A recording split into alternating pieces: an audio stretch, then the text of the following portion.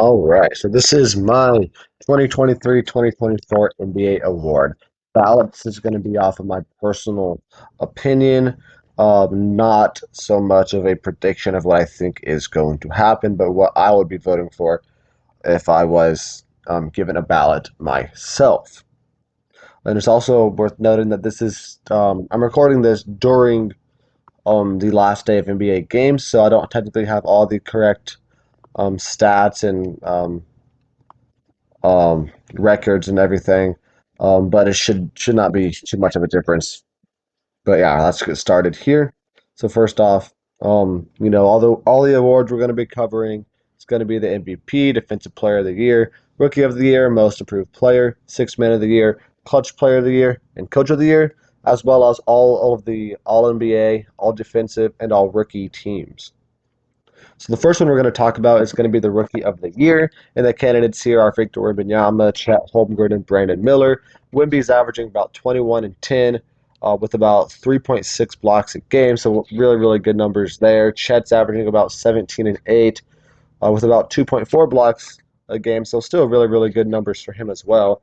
And then Brandon Miller is averaging about 17 points, with about 4 rebounds, shooting about 44% from the field and 37% from three. So these are definitely the three best rookies this season. All of them have been playing very, very good, but I think um, everybody can agree that I think Victor Wembanyama is going to be the Rookie of the Year. I think most people are going to pick that.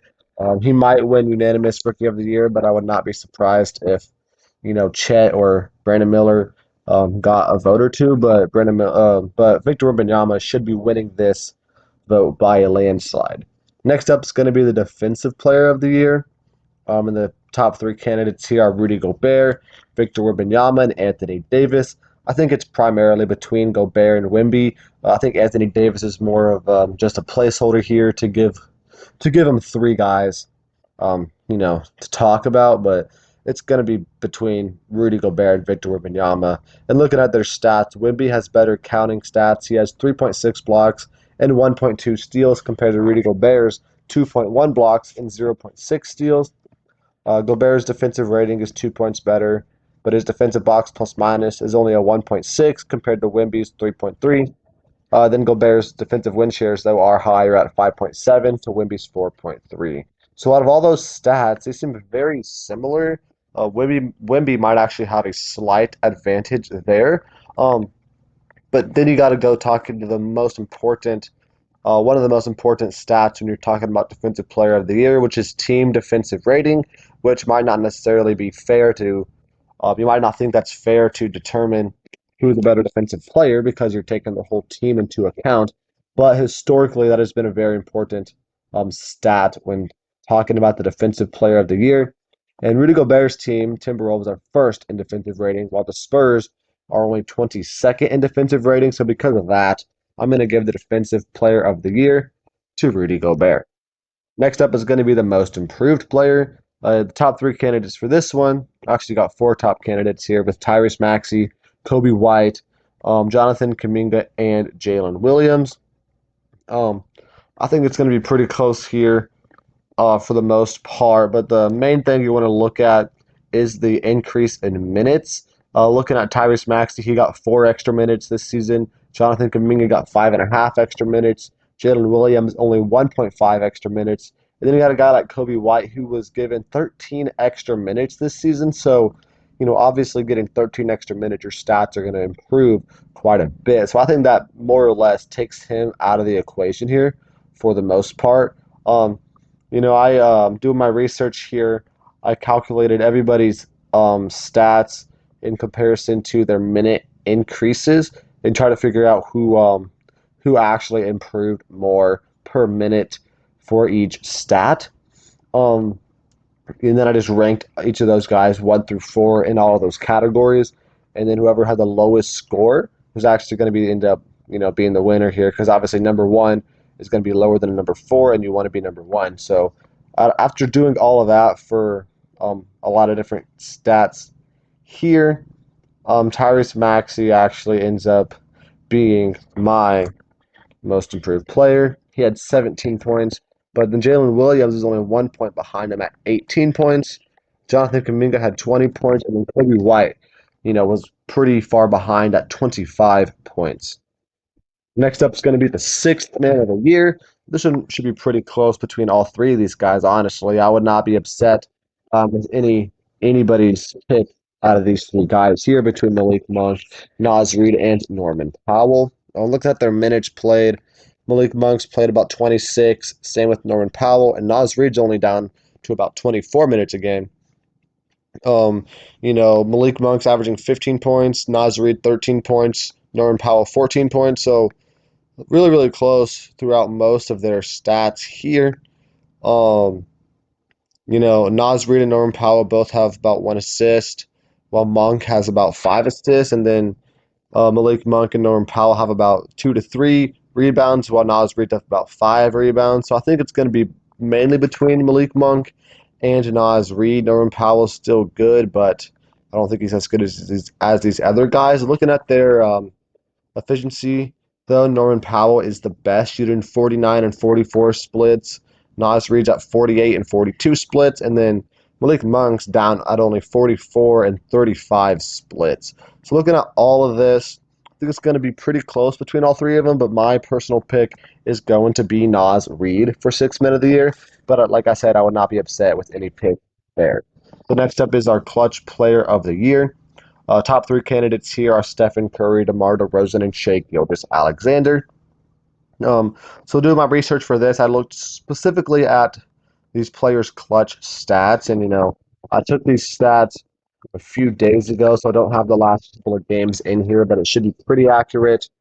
I'm looking at their minutes per game in the clutch. Steph Curry's has about 3.4 minutes per game. DeMar's about 4.7 minutes a game, and Shai's about 3.2 minutes a game.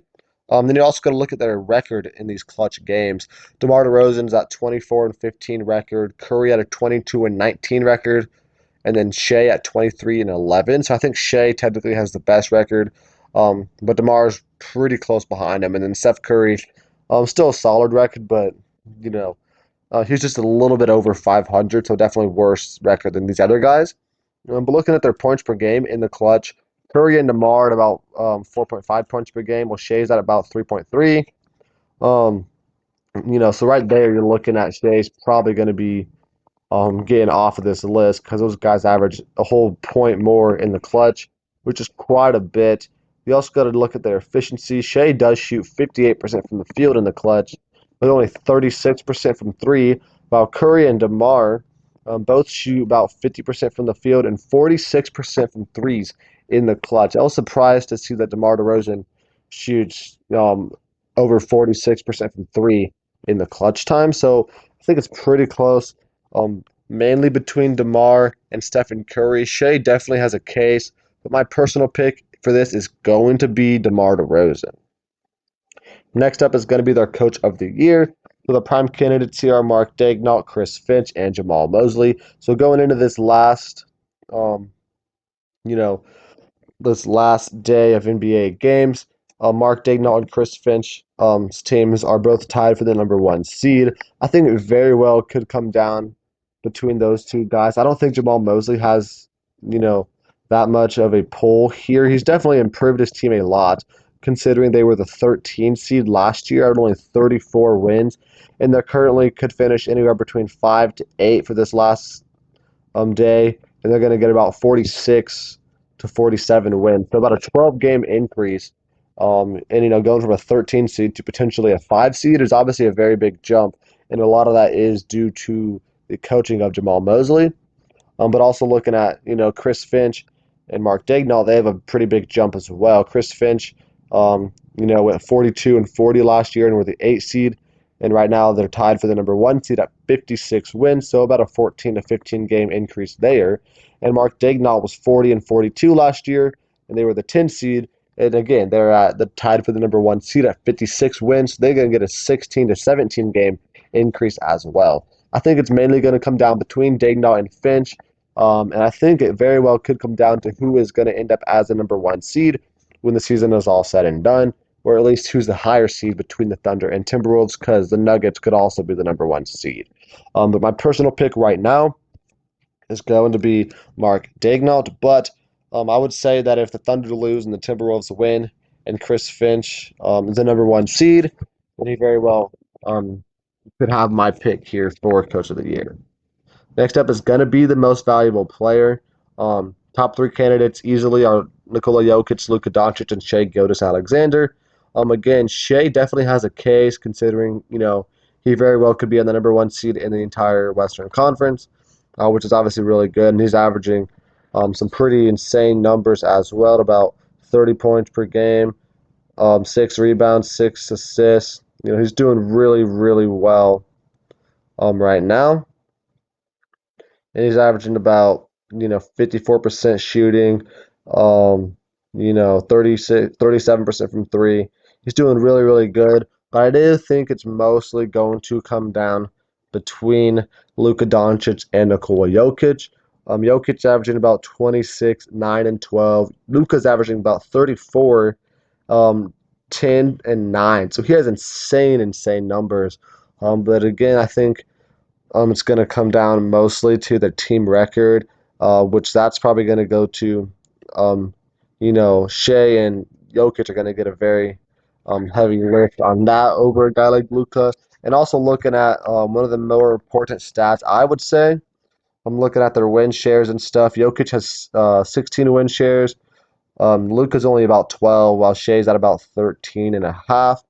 Also, got to look at their on-off numbers, which I think is also a very important stat to actually determine who's more valuable. Because if you have a better on-off numbers, that basically shows that you are better. That shows how much better your team is on the court versus when you are off the court. So looking at that, Jokic's on off is 20.2 points. Luka's only 7.5, and then Shea's only 11.7. So Jokic's on off is literally more than Luka and Shea's combined. But because of that, I think Nikola Jokic is going to be the MVP this season. But I would not be too upset if it was Luka. But personally, I do think Jokic has the lead over him right now. Next up is going to be our all defensive teams. So you do have two guards, two forwards, and one center when you're talking about the all defensive teams. So, our top three defensive player of the year candidates, we had, AD, Wemby, and Rudy Gobert. Technically, I think you could classify Wemby and AD as both forwards, but I don't know if you're going to get away with that, putting them all three on the first team. So one of those guys I think is going to have to fall into the second team. But my first guy that I have here is going to be Shai Gilgeous-Alexander as the one of those guard spots. He was really, really good defensively this season. Um, he averaged about, well, let me see, about one block and two steals per game, with a 113 defensive rating on the seventh best defense in the entire league. So I think some of the guards here were a lot weaker than most of the bigs, but Shea I think was the best defensive guard this season. Next up for our second guard spot is going to be Jalen Suggs. He did really good, averaging about 1.4 steals, zero point 0.6 blocks, a 112 defensive rating on the second best team or defensive team in the entire league in the Orlando Magic. Our first forward spot here is going to go to Chet Holmgren. He's averaging about 2.4 blocks, zero point 0.6 steals, a 111 defensive rating, on the seventh best defensive team in the league. Same with Shai Gilgeous-Alexander. Then our last two spots are going to be pretty predictable. I got Victor Wembanyama here and Rudy Gobert. So obviously they were two of the top candidates for um, defensive player of the year, and I've already kind of gone over their stats. So they're obviously going to, find their way here on the all defensive first team. Looking at the all defensive second team here, our first guard spot there is going to go to Derek White. He's averaging about 1.2 blocks and 1.1 steals, with a 113 defensive rating on the third best defensive team in the league. He was I think it was all defensive team last year as well, and he's definitely been a really good defender this year. So I don't see any reason for him to not make an all defensive team this year as well. Looking at our second all defensive team spot for our guard here is going to be Anthony Edwards. He averaged about 1.1 or 1.3 steals and zero point 0.5 blocks, a 111 defensive rating on the best defensive team in the league. So, that team defensive rating stuff does kind of matter a little bit. Still talking about the all defensive teams, but not to the point as defensive player of the year does. But it still definitely helps Anthony Edwards' case here, being on the best defensive team in the league. Our first forward spot here for the all defensive second team is going to be Giannis Antetokounmpo. He averages 1.1 blocks, 1.2 steals, 114 defensive rating. 3.7 defensive win shares is pretty good, pretty high here. So yeah, and he's on the 19th best team defense. So obviously not great there, but his individual stats and individual impact is certainly pretty high. Our next forward spot is going to go to Anthony Davis. He was up for the you know defensive player of the year, so he's obviously going to have to find a spot on one of these teams. Um, and he was really really good, averaging 2.4 blocks, 1.2 steals, a 111 defensive rating, 4.5 defensive win shares, which is the second highest, I believe, on this list, third highest actually. Again, the Lakers are only the 17th best team defense, but Anthony Davis's impact is very, very important for the Lakers defense. And the last spot is going to go to Bam Adebayo, um, averaging one block, 1.1 steals with a 110 defensive rating, 4.3 defensive win shares is really, really high on the fifth best defense in the entire league. So obviously, he is the best defender on a top five defense, so he probably should find his way close to one of these teams. So yeah, that's going to be our defensive second teams. Let's look at our honorable mentions for the all defense teams. You got Herb Jones, Alex Caruso, KCP, Kawhi Leonard, Drew Holiday, Josh Hart, Jaden McDaniels, Aaron Gordon, Jared Allen, and Brook Lopez. So a lot of these guys were pretty close to actually making it above there, to making one of these teams. Then you got guys like Jimmy Butler, Draymond Green, OG Anunoby, Evan Mobley, Joel Embiid, and Jonathan Isaac, who did not play enough games to qualify. You got to play 65 games to make the all defensive teams. These guys very well could have been in contention if they had played enough games. So next up is going to be our rookie teams. There's no positional limitations here, and there is no game requirement for these ones as well, which I thought was pretty interesting. But first up here is going to be Wembanyama. Obviously, he was Rookie of the Year for me, so he's going to make this list. Next up is Chet Holmgren. Like I said, he was in that Rookie of the Year conversation. And next up is Brandon Miller. I already talked about all three of these guys' stats a little bit. And they're my top three Rookie of the Year guys, so they're obviously going to make the All Rookie first team. Our fourth spot here is going to go to Jaime Jaquez. He's averaging about 12 points, 4 boards, 2.5 assists on 49% shooting, so doing really, really solid for a rookie for the Miami Heat. And lastly is going to be Derek Lively on our first team. He averages 9 points and 7 boards on nearly 75% field goal shooting with 1.4 blocks a game. So definitely some really, really good numbers there for Derek Lively. Our all-rookie second team is going to be started out with Brandon Pajimski. He averages 9.6 boards and 4 assists, which is really good numbers on 45-38 splits. So he's doing really, really solid here for the Golden State Warriors. Next up is going to be Ozar Thompson for the Detroit Pistons. Averages about 9.6 boards, 1 steal, and 1 block a game on 48% shooting. He's been really, really good there for the Detroit Pistons when he was available. Then we got Bilal Coulibaly. He's averaging 8 points, 4 boards on 44-35 split. So he's been solid for the Wizards this season. Then we got Amen Thompson for the Rockets. Averages 9.6 boards, 2 assists, 1.2 steals on 53% shooting. So really, really solid there for him. He did miss, I believe, like the first month of the season, but he's been playing pretty solid ever since he did come back. And lastly is going to be Cason Wallace here for the Oklahoma City Thunder. They actually got 2 guys on the all-rookie teams. He's averaging about 7 points, 2 boards, 1 assist, 1 steal on 50% shooting and 42% from the 3-point line, which is pretty good, I would say. And All-NBA first team here now is going to be started out by our MVP, Nikola Jokic, and then, MVP runner-up, Luka Doncic, and then another guy here, Shai Gilgeous-Alexander, who was third on my MVP ladder. So there's also no positional rankings or restrictions for the All-NBA first team, and you do have to play 65 games to meet their requirements. But I've already talked about all three of these dudes' stats, so I don't really need to bring that up anymore. Um, our next spot here is going to go to Giannis Antetokounmpo, averaging over 30 points, 6 assists, about 12 boards with 1 steal and 1 block on 61% shooting from the field. There's not really a good argument against Giannis for this All-NBA first team nod. And then it's going to be rounded out by Jason Tatum. Again, there's not really a good argument against Jason Tatum. He's the best player on the best team in the league, averaging 27, 5, and 8 with over a steal a game, 47, 38 splits. He very well should be an All-NBA first team player. Our All-NBA second team is going to be started out here by Jalen Brunson. Um, He's been really good this season, averaging 28, 7, and 4 on 48, 40, 85 splits.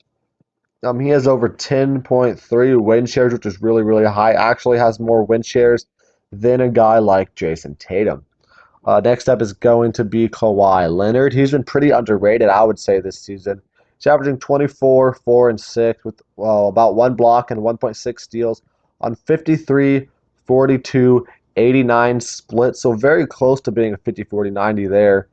Um, with 23 PER. He's doing really good this season. I think he's got a little bit under the radar for some reason, but he's definitely deserving of an All-NBA second team nod. Next up is going to be Anthony Edwards. He's been really good, obviously. Probably the best player, on the Minnesota Timberwolves, who very well could be the number one seed in the Western Conference. So no real argument against him for making this. He averages 26, 5, and 5 with 1.3 steals, shooting 46, 36, 83 splits. He averages what is it? He's a 3.5 plus minus, which isn't that great. But he's on one of the best teams in the league, so he's not really going to have the best plus minus himself. Considering they are a pretty well-rounded team on both sides of the ball. Next up is going to be Anthony Davis. He's been really good, averaging 25, 4, and 12 with 2.4 blocks, 1.2 steals, on 55% shooting from the field. His PER is 25.6, which is, I believe, the fifth highest in the entire league. So he very well should be deserving of an All-NBA second team nod. Then we're actually going to have a second, Laker here with LeBron James, averaging 26, 8, and 7 on 54, 41 splits. Doing really, really good there. His plus minus is 6.4, and his on off is 9.8, which are both significantly higher than Anthony Davis. So I thought that was interesting to see. But yeah, let's go to our All-NBA third team now. It's going to be started out by Kevin Durant. He's been really, really good, averaging 27, 5, and 7 with 1.2 blocks and 1 steal a game on 52, 41, 85 splits. With a 7.8 win shares there, which is, again, actually higher than LeBron James. Doing really, really good there for the Phoenix Suns. Next up is going to be Stephen Curry. I don't really got to say too much about him. Averaging 26, 5, and 4. Shooting 45, 41, 92 splits. His PER is 20.7. He's doing really, really good. His on-off is only a 0. That was interesting. His on-off is a flat-out 0. So his team is the exact same when he's on the court versus when he's off the court. So maybe if that was a little bit higher, he could have seen himself bounce up to an All-NBA second team.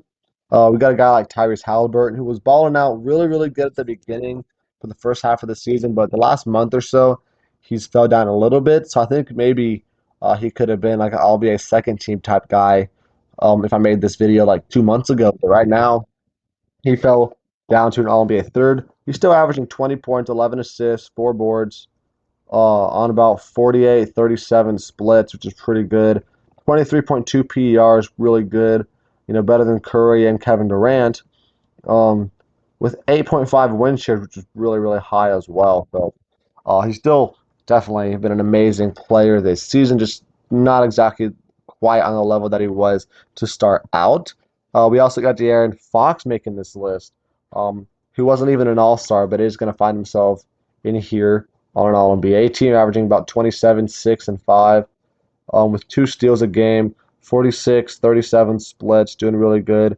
His PER is only 19.9, not that high. But again, doesn't necessarily need to be the highest PER. He's still been really, really good.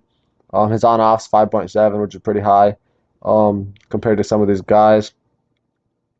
So he's definitely been really, really good this season. I think it was deserving of an All-Star appearance, probably, but um, he'll still get compensated here with an All-NBA third team nod.